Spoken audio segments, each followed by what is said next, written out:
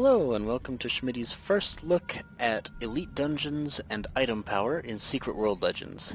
In this video I'm just going to be doing a short overview of Elite Dungeons, what you can expect out of them and what they'll provide for you, as well as item power, which is the new requirement for dungeons as you progress up their difficulty levels.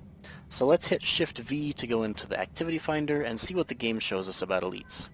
So the first thing you see when you click on it is that there are 10 tiers of Elite Dungeons, starting from Elite 1, which just requires level 50. You can do this right after you've finished the main storyline of the quest up to Carpathian Fangs, going all the way up to a 1,000 item power requirement, which as far as we can tell is really close to the maximum level gear in the game. So this is going to bring you all the way up to maximum level gear. I think that's really cool because you now have a pretty solid gauge of how tall you have to be to get into each of these dungeons and do well, because it forces you to have a certain item power. But it does feel like after time some of the lower level ones aren't going to be used as much because you're always going to want to get the higher level dungeons, which no doubt will be giving you slightly better rewards. So how do you look at item power here? So if you open up your character sheet with it is this new stat right here at the top, and each one of your talismans or weapons has it underneath its descriptor. So this one has an item power of 160, this one is 148, and my weapon here, the big one, is 322. So it just takes a combination of all of those things and gives you your average item power. So how do you get item power? The first thing you can do, of course, is just upgrade your items.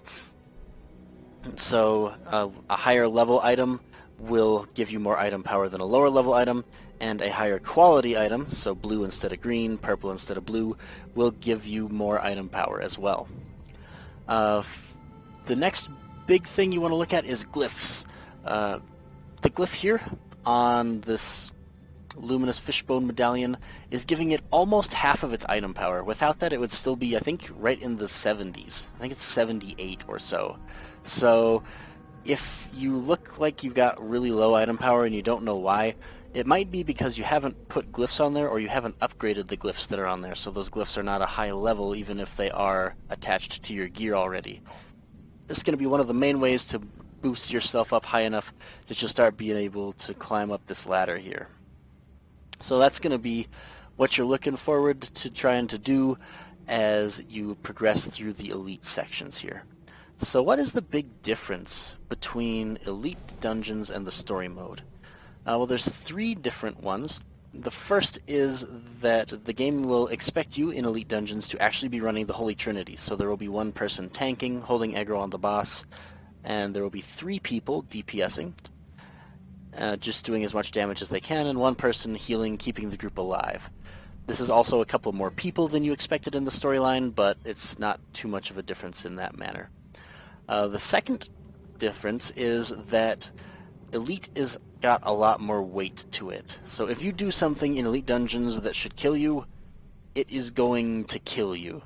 Story mode was more of a tour bus through saying, hey, look at all these cool places that you can go to, look at these mechanics, and look at what's going on with the game. And that's good, that's great, I love how they did that.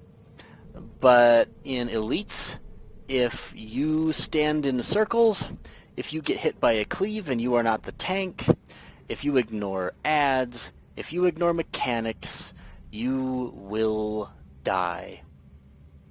So you want to keep that in mind as you go. Again, I have some guides made from the original The Secret World that translate over fairly well to this game. So if you don't know what's going on in these dungeons and you want to take a peek at what you expect before you run in, those are all good guides, viewpoint from the role of the tank, which is the character that needs to know the most about each fight. They translate over fairly well to this game. And then the final difference is going to be rewards. The rewards in Elite Dungeons are obviously much better than they are in the story mode. One of the main differences you'll notice right away is that in Elite Dungeons, every single one of the chests will give you a dungeon drop item as well as a experience distillate.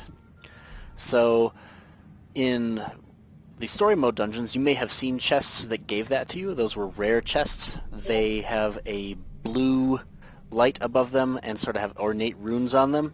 And those chests, even in the story mode, would give you one of each of these items. But in Elite mode, even if the chest is not rare, it will give you one of each of these items. Furthermore, the 250 experience distillate will not show up, which means you will only be getting 400 and higher experience distillates on your Elite dungeon runs. And if you do happen to get a rare chest with the blue light above it and the ornate runes, you will be removing the 400 experience distillate as well. So that will make it so that you can only get blue distillates going up to 500 or higher. So it's great that there's no 250 by default, and any rares that you get bring it all the way up to 500. So you get a lot more value per dungeon key, and right now those dungeon keys are quite limited without having to pay marks of favor or some other thing, so you want to get the most out of each dungeon key that you use. So those are going to be the main items you're looking for when you start looking at Elite Dungeons. I hope this guide helps you out to figure out what you need to do to get ready for them, and look forward to seeing a couple of new guides, one for DPS, one for healing, and one for tanking that will be coming out shortly to supplement this video. I will see you there.